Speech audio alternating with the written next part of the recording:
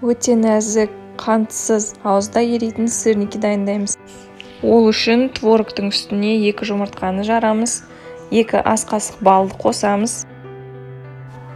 Массамызды біркелкі болғанша жақсылап араластырамыз. Творогымыздың түйіршектері уақыт алғанша араластырамыз. Достар, бұндай сырниктарды балаларыңызға міндетті түрде жасап көріңіздер. Қантсыз, өте пайдалы сырник. Сондай-ақ менің арнама тіркеліп, коммент жазып, лайк басуды ұмытпаңыздар.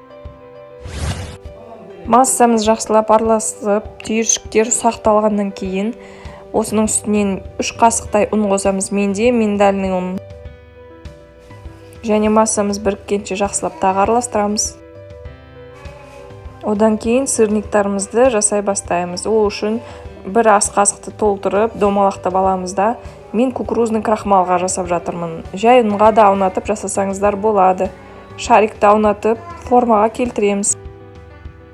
Видеода көрсетілгендей мен осындай кружканы қолданам, оңай және тез формасы шығады. Сіздерге де стакан немесе кружканы пайдалануға кеңес беремін. Сырниктің формасын шығаруға арналған лайфхак. Бұл сырниктарды үлкен порциямен жасап, морозильникке қатырып қойып, полуфабрикат ретінде де пайдалануға болады.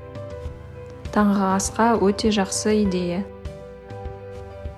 Сырниктарымызды табада, баяу отта, кішкене сумай құю арқылы әр жағын 3 минуттан қызартып пісіреміз.